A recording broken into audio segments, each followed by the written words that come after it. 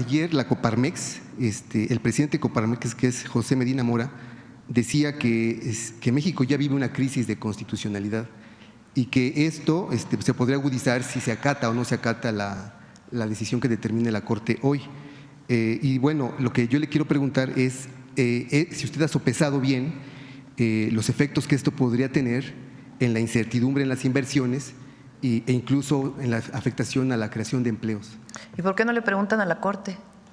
¿Por qué le preguntan a la presidenta?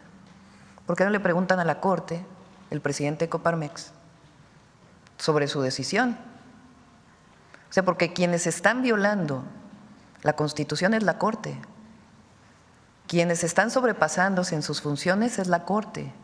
Entonces, ¿por qué el periódico El Financiero, Coparmex, no le pregunta a los 8 ministros de la Corte si ya sopesaron bien su decisión?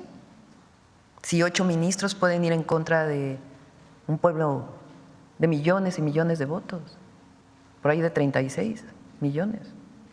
Si ya preguntaron a la Corte si puede ir en contra del constituyente. O sea, ¿por qué el tema es de la presidenta? Cuando es la Corte quien está queriendo legislar, cuando no tiene esas funciones en la Constitución.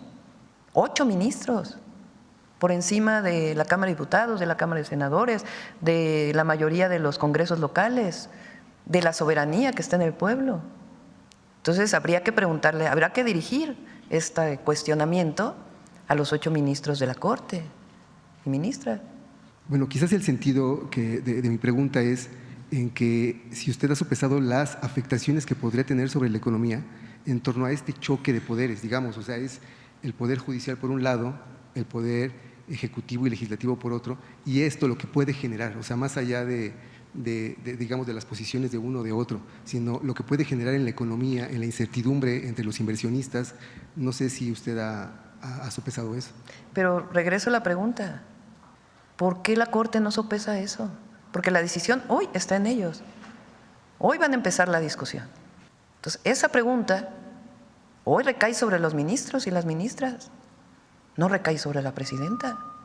O sea, lo que está haciendo la presidenta hoy es decirle al pueblo de México que su voluntad la cumplió el constituyente, y quien está poniendo en tela de juicio esa decisión es la Corte. Entonces, por eso digo, todo a su tiempo. Hoy le toca a la Corte, no le toca a la presidenta. Hoy le toca a la Corte la decisión. Entonces la pregunta es a la Corte, ¿ya sopesaron las y los ministros de la Corte la decisión que van a tomar? O sea, ¿por qué ahora dicen que defienden la democracia? Que defienden la Constitución. Bueno, si defendieran la Constitución, pues estarían defendiendo lo que ya decidió el constituyente. Entonces, el día de hoy esa decisión recae en la Corte, no en una minoría que quiere mantener sus privilegios. Hace unos días una compañera de ustedes me dijo que no son juez y parte, ahora sí. Pues por eso les presento este estudio. No es un estudio de un medio de comunicación, de los mismos que defienden hoy al Poder Judicial y que hace 6 años decían que se llamaba Poder Familiar de la Federación. ¿Qué ha cambiado? Si la propia ministra presidenta dice, sí, en efecto. Ahora, ¿no les gusta esa Constitución? Pues no es un asunto de los 8 ministros, es un asunto de una decisión que tomó el pueblo de México. A la oposición, ¿no le parece bien? Bueno, vean el resultado de la elección. Entonces, hoy por hoy, esta pregunta que haces hay que hacérsela a los ministros de la Corte y las ministras de la Corte. Vale, finalmente, ayer se conoció la convocatoria del Comité de Evaluación del Poder Legislativo y del Judicial, pero no del Ejecutivo. No ¿Sí? sé. ¿Se publicó? ¿Se publicó? Sí. Vale, gracias. Apóyanos suscribiéndote en nuestro nuevo canal de YouTube, Defo MX. Defo MX.